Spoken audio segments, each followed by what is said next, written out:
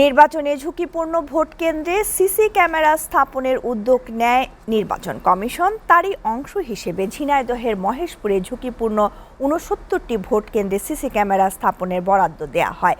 তবে বাকি ৪৩টি কেন্দ্রে স্কুলের প্রধান শিক্ষকদের টাকায় সিসি ক্যামেরা স্থাপন করানোর অভিযোগ উঠেছে মহেশপুর উপজেলার নির্বাহী কর্মকর্তা রাজিয়া আক্তারের বিরুদ্ধে। সেই টাকা আদৌ পাবেন কিনা তা নিয়ে শঙ্কায় রয়েছেন শিক্ষকরা। এই বিষয়ে ক্যামেরার সামনে কথা বলতে রাজি হননি ইউএনও খাদিজা আক্তার।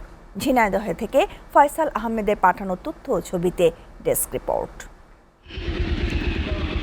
সরকারি বরাদ্দ ৬৯টি ভোট কেন্দ্রে সিসি ক্যামেরা স্থাপনের, তবে স্কুল শিক্ষকদের টাকায় অতিরিক্ত ৪৩টি ক্যামেরা স্থাপনের অভিযোগ উঠেছে।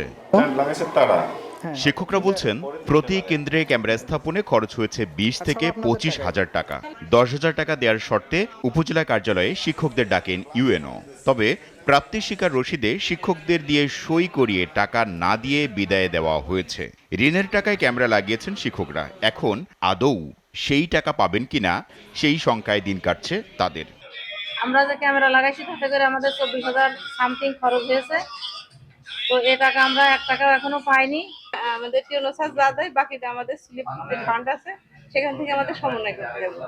নির্বাচন উপলক্ষে আমরা সিসি ক্যামেরা বাবদ বেশ কিছু অর্থ ব্যয় করেছি। সেখানে আমরা ভাষা জমা দিয়েছি ২৬,৩৫০ টাকা। এবারেও আমি আরো ৬,০০০ টাকার এলইডি লাইট লাগাইছি। প্রায় ৩০,০০০ টাকা আমার খরচ, কিন্তু এবং এই টাকাগুলো আমাদের কারো কাছে ছিল না। বিভিন্ন জায়গা থেকে শিক্ষক মানুষ ধার দেনা করে নিয়েছি। পাবো কিনা, তবে টাকাটা আমাদের খুবই দরকার ছিল। আমরা অনেক অনুরোধ করেছিলাম যে আমরা শিক্ষকরা অনেক কষ্ট করে চলি, আমরা নিজস্ব অর্থায়নে কিভাবে লাগাবো এটা। তখন আমাদেরকে বলেছিল যে আপনারা শিক্ষকরা চাকরি করেন, এটা করে খান, এইভাবে আপনাদের কিভাবে ম্যানেজ করবেন জানি না। আমরা এসে দেখি আসলে টাকা না, ওইখানে একটা প্রাপ্তি